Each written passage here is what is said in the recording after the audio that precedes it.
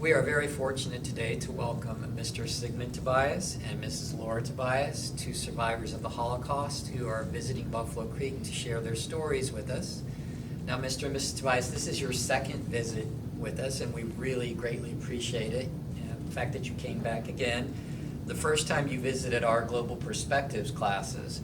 This time we have questions that were formulated by students across the school. So we're taping this interview with you so that their questions will be addressed and the whole school can see it this time. Good. All right, so our first question is, where in Germany were you born, and how long had your family lived in that location? So Mr. Tobias, if you would respond first, and then we'll hear from Mrs. Tobias. I was born in Berlin in 1932. My parents had moved to Germany a few years earlier from Poland, where they were born, because they had better job opportunities. And I lived in Berlin until 1939, when my father recognized that it was no longer tenable for Jews to live in Germany, and bravely tried to get himself across the border illegally to Belgium. And he was caught by the Belgians, sent back to the Germans, who imprisoned him in the Dachau concentration camp. My mother, who was a tower of strength in that situation, found out that he could be released from Dachau if he could leave the country. If he could have left the country, he wouldn't need to go into Belgium illegally. And she found out that there was one place in the world that he could go to without a visa, and that was the Japanese-occupied portion of Shanghai. And she got him a passage on the German ship to Shanghai, and he was released and left a day and a half later, and my mother and I joined him 6 months later, and we spent a little over the next decade in Shanghai before we came to the United States. Thank you, Mr. Tobias. Mrs. Tobias. I have a very different story. My first ancestor arrived in this little village called Schliesheim, which is 9 kilometers away from Heidelberg, which is a well-known city. My first ancestor came there in 1652, and I was the 10th generation of one family to have lived in that village. When I was born, there were very few other Jewish families left, and I was the next to the last Jewish child to have lived, to be born there. So I'm the 10th generation of a man known only as Baruch, who arrived there in 1652. Nobody quite knows where he's from, but in the record it says he arrived there with his wife, whose name was Hefele, and 4 sons. And from then on, somebody of that family has always lived there. In those days, the surnames were very different because you were named after family members. And after Napoleon invaded that part of Germany, he insisted that all Jews take surnames like everybody else. So they took the name Oppenheimer. And in the village, we're known as the Oppenheimers, even though my name has changed a number of times. But when I visit there, I'm still referred to as an Oppenheimer. Thank you. All right, our next question from one of our students is they would like to know if either of you have any pleasant memories of living in Germany before the Nazis took power. Oh, sure. We had family living in Berlin with us, and I remember many times visiting. One aunt of mine had a store. We often visited there, and I loved being in the store. And they had an apartment above the store, and we would ferry between the store and the apartment. We had another aunt also living in Berlin, and there were 2 cousins there, and we also visited with them quite frequently. And all of that changed dramatically after Kristallnacht, the night of shattered glass. They went to Poland, and subsequently, one of the aunts stayed in Poland, and no one in that family survived. The other family, recognizing that Poland was unsafe, ran towards the Russian lines as the Germans invaded Poland, and they were transferred to Siberia, where they worked as slave laborers during the war. and then they were repatriated and ultimately made their way to a displaced persons camp, and from there they emigrated into the United States. But my times with them were very pleasant, and every year my mother and I, my father was traveled with selling textiles, but my mother and I would spend 2 months visiting the family in Poland. And we always had a wonderful time visiting several villages where my mother's family ran an egg exporting business. So I had very fond memories of that. All of that changed after Kristallnacht. Before Kristallnacht, things got very dark and grim. I know we lived on a tree-lined street, and one day sign painters arrived, and we had on the center of the street, there were benches in a park-like atmosphere. They put signs up, Jews forbidden. And that was kind of what was happening to Jews all over Germany. And beginning with that, we tried desperately to leave. And it's not commonly understood. Jews very much wanted to leave Germany. The problem was not that they didn't want to leave. The problem was that none of the, quote, civilized, unquote, countries of the world would permit them to enter. And fortunately, my mother found out that she could go to the Japanese-occupied portion of Shanghai without a visa. When my father was interned in the Dachau concentration camp, she found out that he would be released if he could leave the country, and booked passage for him to go to Shanghai, which is how our family ended up living in China for the next decade. Thank you, Mr. Tobias. Mrs. Tobias? The house that we lived in was bought by one of my ancestors in 1840. It had 21 rooms. It was a huge house. Some rooms were rented out in prior years, and then there were storage areas, and I was a busybody. I was all over the place. I mean, we had a maid, and she had to help my mother, and she also took care of me. And one of the things, she belonged to the church choir. So on her night off, and when she went to choir practice, she took me along to church with her. And the other thing is, in those days, the bells of the church announcing the time were rung manually, and you had to go up into the tower. And once in a while, I was allowed to go up and pull the string when it was time for the hour. And I said I was all over the place. I had friends. With my maid, I went to her house to celebrate Christmas, and they gave me a match, and I could light a candle on the Christmas tree because there were no electric lights. In those days, you had to be very careful that you didn't catch fire.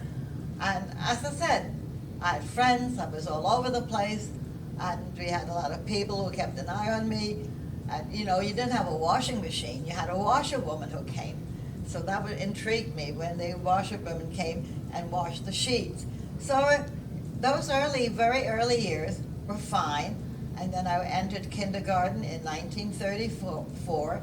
And the kindergarten was run by the Lutheran Church. I don't know how many children were in it, but I showed Mr. Baker a picture of maybe 30 children.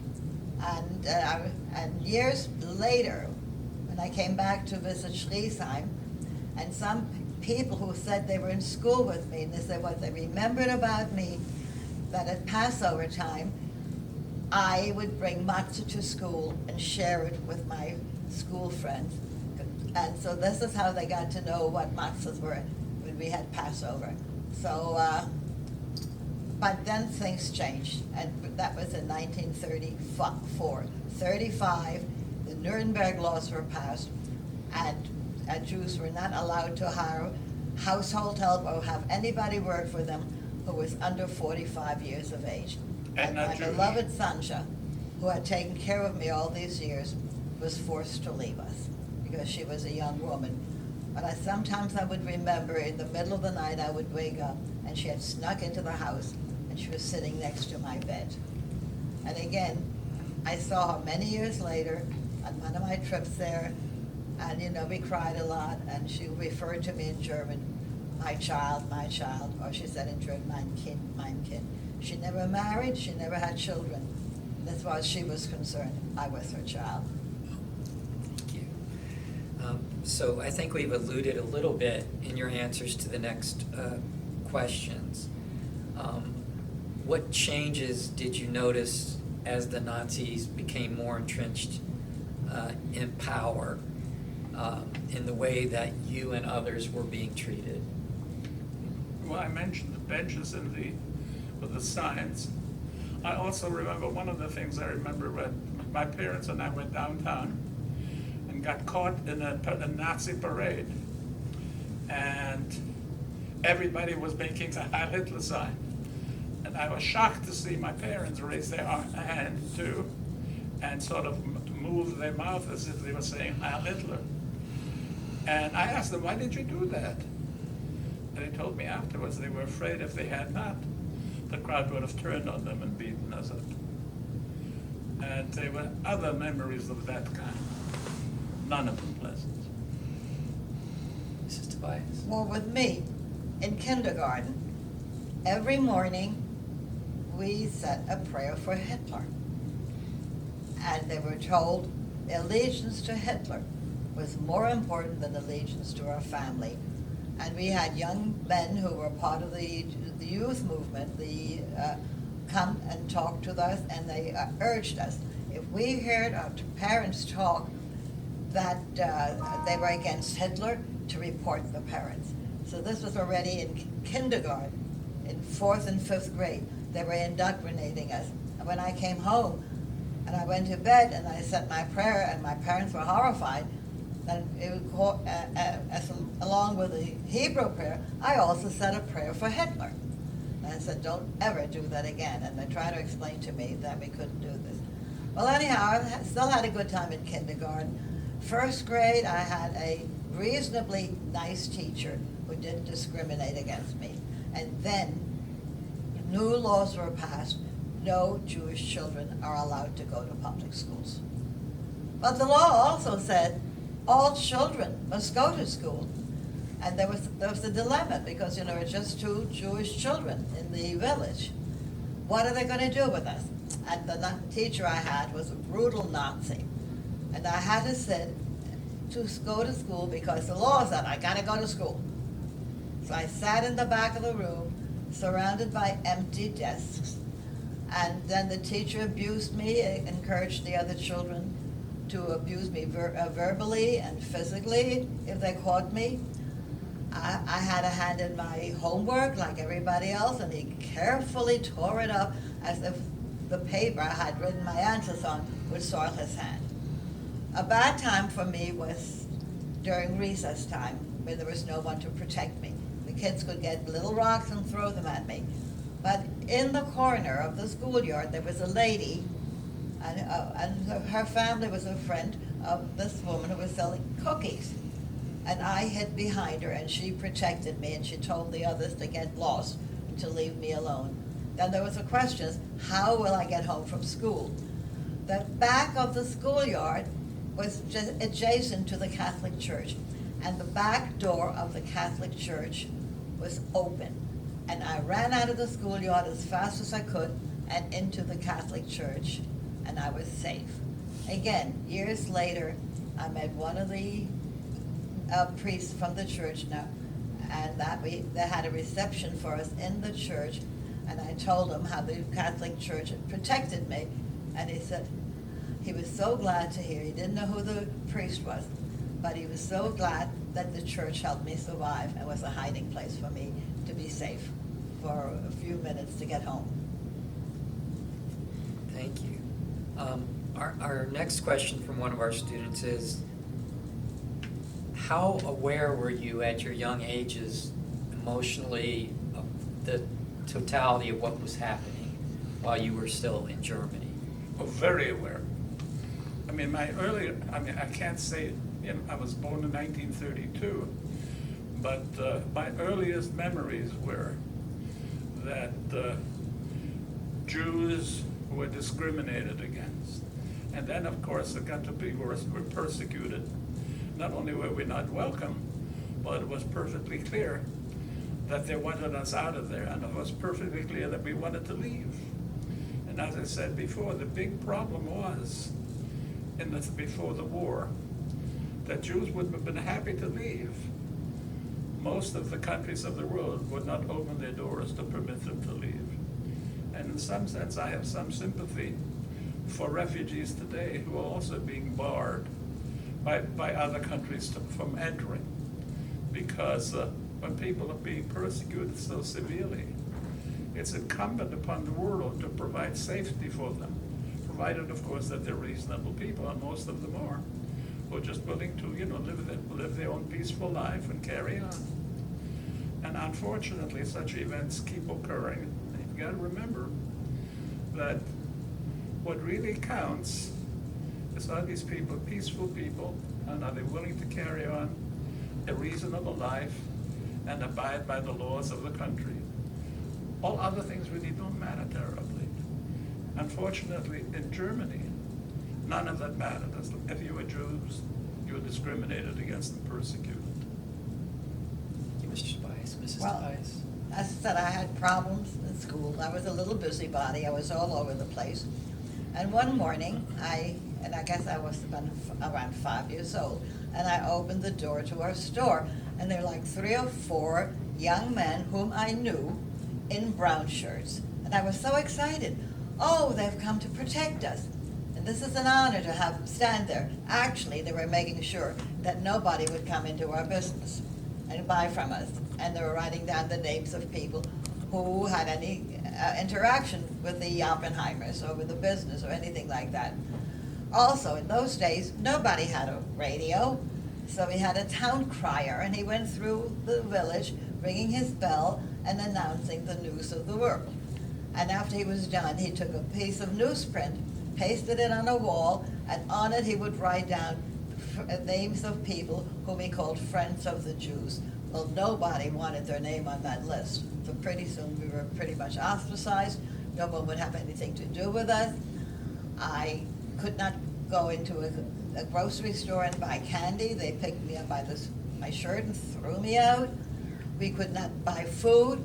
I mean, we had to have this woman who was over 45 years of age and who used to work for the Oppenheimers. She did the shopping for us. People gave her orders if they wanted to buy anything from our store. But everybody spied on everybody. If you didn't spy on them and rat on your friends, you were in trouble. So it was a very bad situation. In 1936, I remember my father fell down the steps in the house. He was lying in a pool of blood. The local doctor would not take care of him because why should he bother to help a Jew? Somehow or other, my mother got him to the university hospital in Heidelberg, and they saved his life. He got 5 blood transfusions.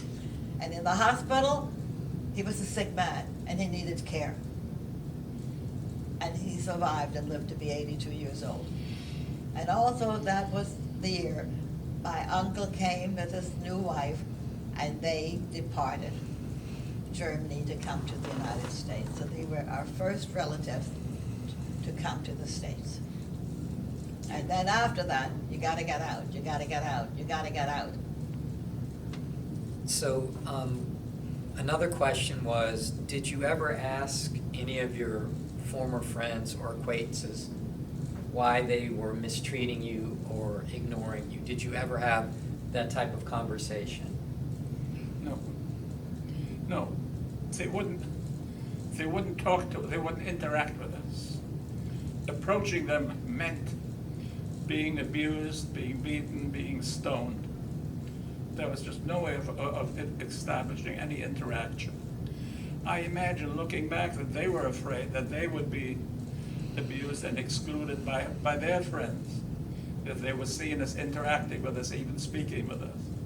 I cannot remember having a reasonable conversation with any German kid after the persecution began. When we visited Poland, things were not quite as bad. Poles were also very anti-Semitic. As I indicated, my mother and I spent a couple of months every year visiting the family. But I remember in Poland that I was playing with some non-Jewish kids, and we would have games of tossing stones to see who could toss them furthest. And of course, we would argue who was furthest. And typically, the Polish kids would say Żyd, which means Jewish, but the way it was said was like dirty kike. And after that, I basically stopped playing with them as well. Mr. Tobias, Mrs. Well, Tobias. the last time I was there, the only response is that there were terrible times and we suffered. But again, the few that were still alive, they try to focus on what they remember as pleasant times, like my bringing matzah, and how they would play with me, and my mother, we had a fabric store, would give us fabric that we could cut up to make doll clothing. So they focused on positive things they remembered. And then the mayor, when we were there in the 30s, he was kicked out of office. I think he was a socialist or Christian Democrat, and eventually he was arrested. And he was replaced by a Nazi. And I haven't got an answer yet. I just wrote to my friends in Germany. Was the election after that legal, or was the Nazi installed illegally? Was the election stolen? And that's one of the four families, his descendant, with whom I correspond with. And when we went to visit them, they wouldn't hear that anybody would stay in a hotel. So they speak English. And so we stayed with one family. My daughter and son-in-law and granddaughter, they stayed with another family. So these were people whom I knew from years back, who were friends to the Jews and also suffered. So, and I said every year, I mean, I just get letters from them a few times a year. They write me in German and I answer them in English. All right, thank you. So another question is, how did you each escape Germany, and what were your emotions as that process was going on? Now, Mr. Tobias, you alluded to earlier. How did we leave Germany? Yes, you alluded to earlier that your family actually went to China. So maybe you could speak to what your emotions and experiences were like there, and then we'll hear from Mrs. Tobias about how her family left. Yeah, well, as I indicated, we went to China because my father, that's the only place he could go to get out of Dachau. China was enormously strange. I remember my father picking us up from the ship in rickshaws. And you saw people eating on the street and sometimes urinating on the street, and it smelled awful, it was filthy. But there was something very, very interesting. The Chinese did not know the word anti-Semitism, and they didn't practice anti-Semitism. From the Chinese perspective, we were Nakunin, which is Shanghai dialect for foreigner. And gradually they learned that we were kind of funny Nakunin. We were Yutaning, which is Shanghai dialect for Jews. But the Chinese did not understand or practice anti-Semitism. And it was the first time in my life that I lived in a country where there was no anti-Semitism. Interestingly enough, that was originally true of the Japanese too, who occupied most of Shanghai. But then under pressure from the German government, the Japanese got to be, were induced to put us into a ghetto.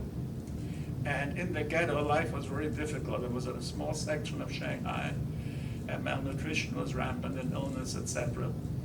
But you had the sense that the Japanese did not have the personal animosity towards Jews that the Nazis did. They were just doing what they were instructed to.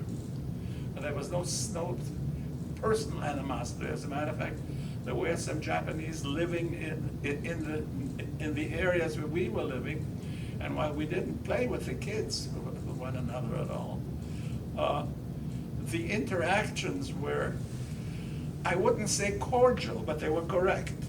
Japanese kids didn't try to beat us up or anything like that. We just had very little to do with one another. Obviously, we couldn't speak to each other with different languages, etc. But I think the Japanese attitude towards the Jews was based entirely on the pressures the Germans put on them to exterminate us. I might add that the Germans sent an emissary to the Japanese, and the emissary suggested to them that the Germans became aware that approximately 20,000 Jews escaped to Shanghai, and the Nazi government became aware of that.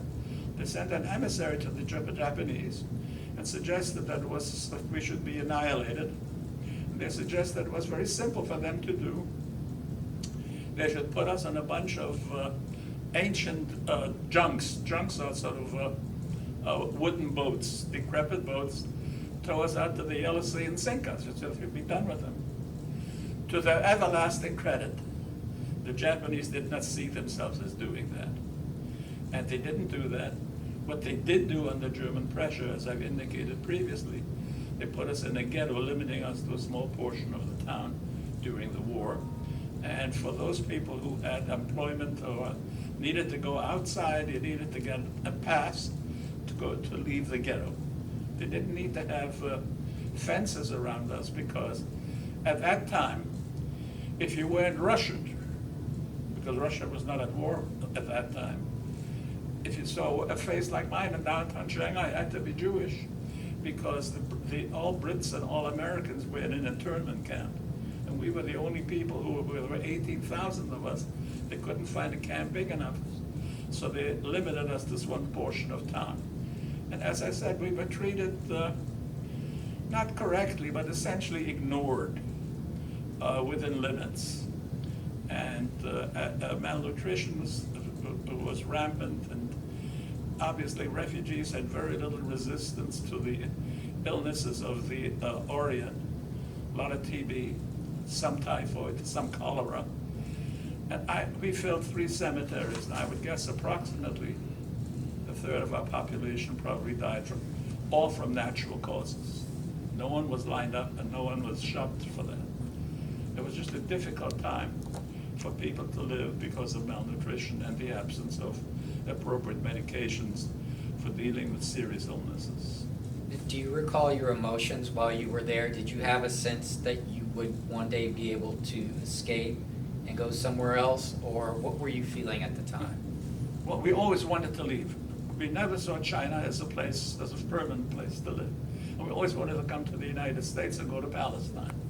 Palestine was impossible because the British wouldn't permit Jews to immigrate.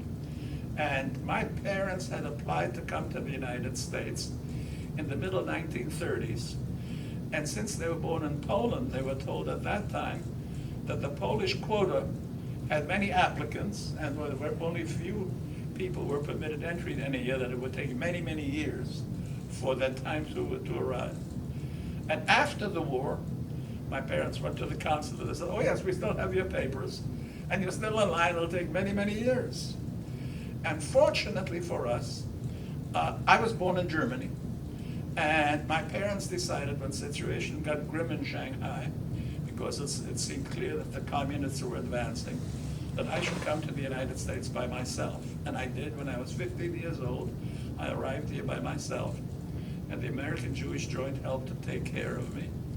And their thinking was that if I were here, the probabilities of their eventually coming here would improve.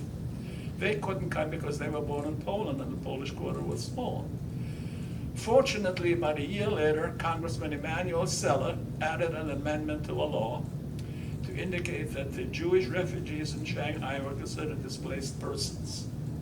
Displaced persons at that time were Holocaust survivors, and they could emigrate outside of the usual quota restrictions. So 10 months after I came to the United States, my parents arrived as displaced persons, and our family was reunited in the United States. Amazing journey. Thank you, Mr. Tobias. I found that quite remarkable, the way that you and your family managed to get here. Now, Yeah. Mrs. Tobias, I know you have a completely different story. Yes. If you could explain how your family managed to come to America and your emotions during that whole process. In 1936, I had an uncle who had come to the United States. And when he came to the United States, and he, with the open press, and he heard some of the stuff that was happening to the Jews in Germany, because everything was censored. Any letters that we got black lines through sentences. So anyhow, he said, we've got to leave Germany, we've got to get out. And somehow or other, he said, he met people, total strangers to us, who were willing to give us an affidavit.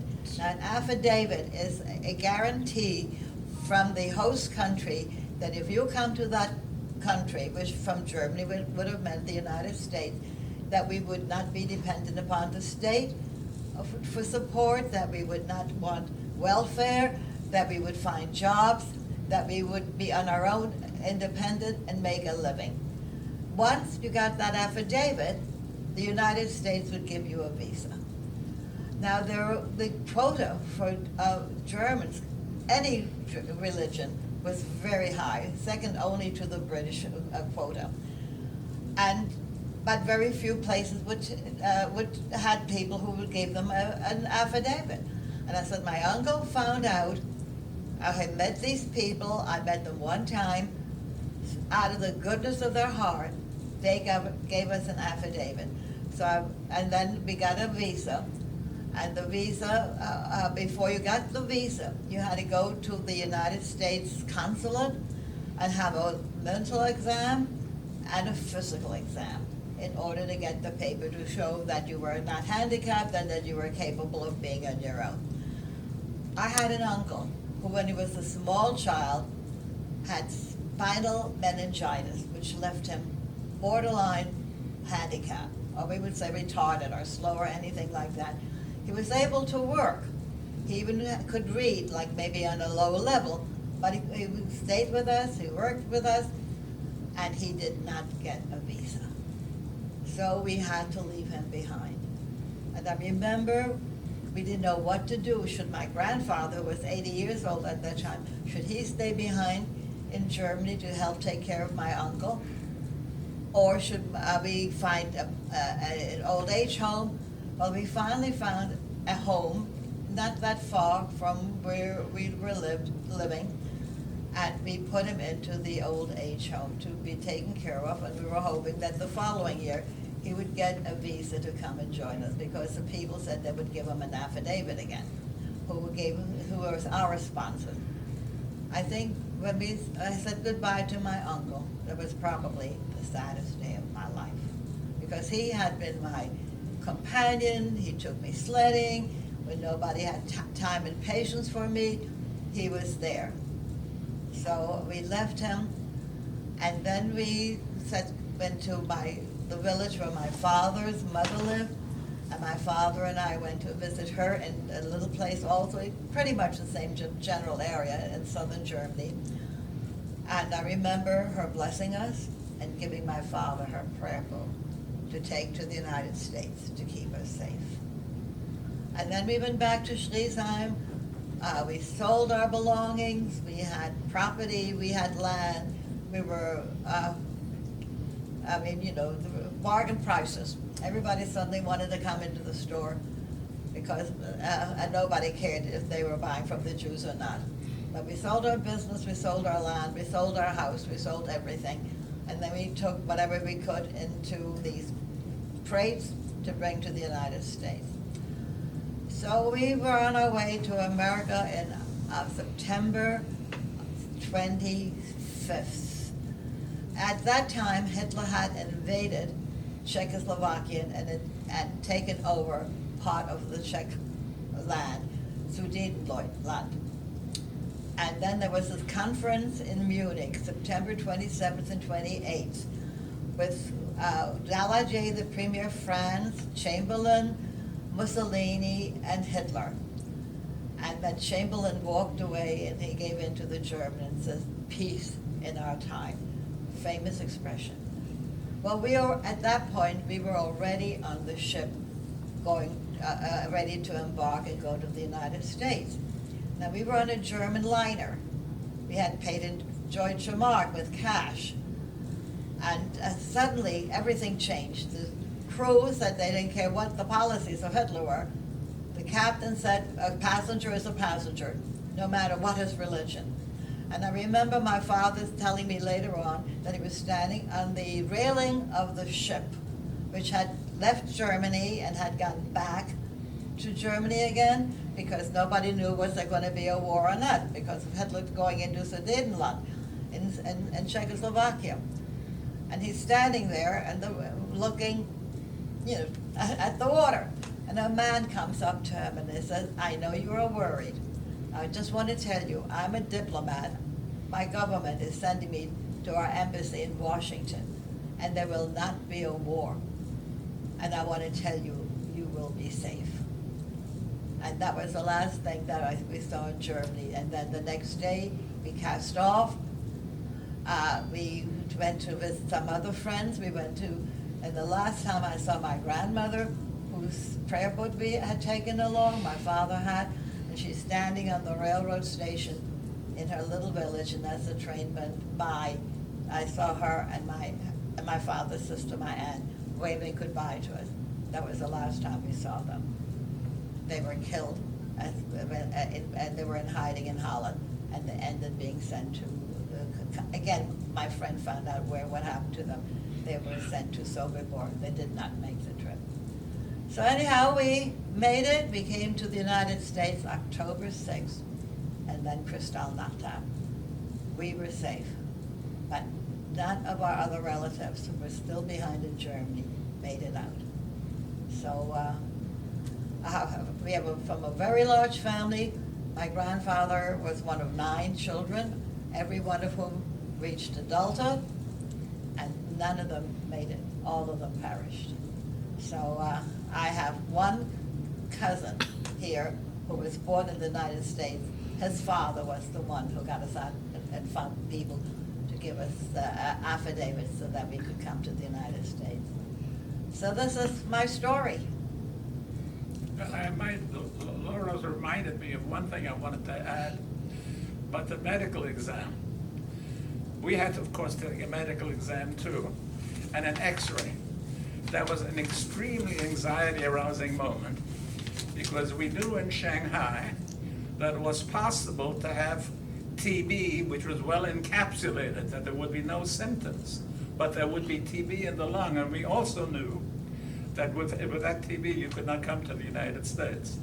So for us, taking the x-ray was an extremely anxiety-arousing moment. And fortunately, of course, since I'm here, I was clear I had no TB. But many of the refugees caught TB in Shanghai, which was rampant. And some had symptoms, of course, but some did not have symptoms. It was well encapsulated. And I don't know how that is treated, but they could not come to the United States until that disappeared from the x-ray in the lung. Yeah. We have one final question. One of our students would like to know, how concerned are you both about our world today, considering the increasing divisions between people with different views and religions? And they would like to know, what, if anything, you could suggest that their generation might do to stop hatred, intolerance, and division?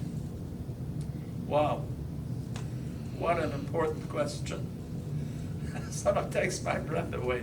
I think the student is absolutely right. I think, as I see it, the major problem we have are the intense divisions that we have.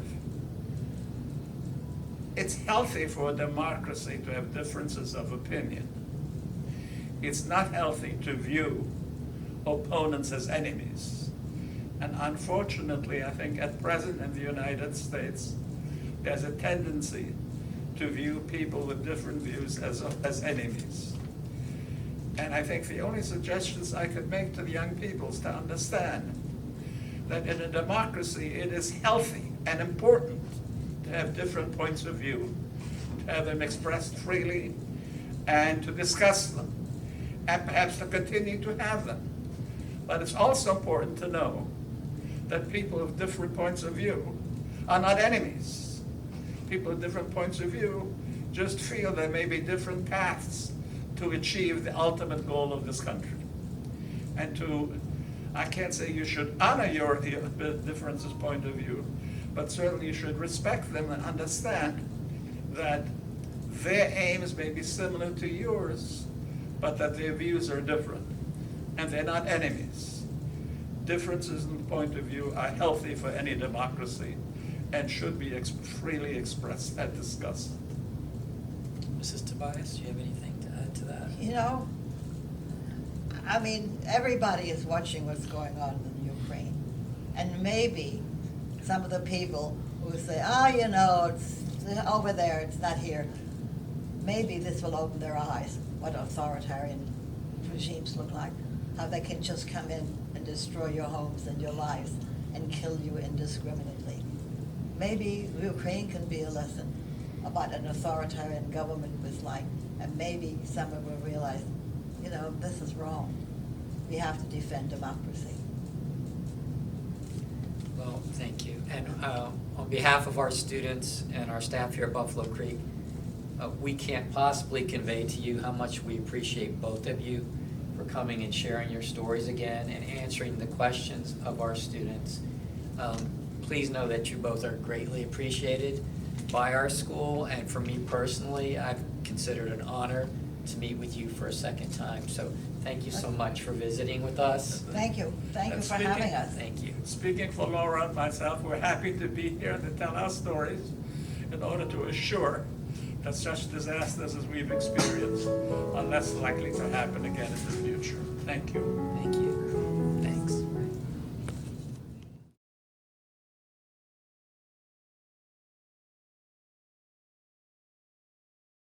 For you guys. Thank you. Thank you. You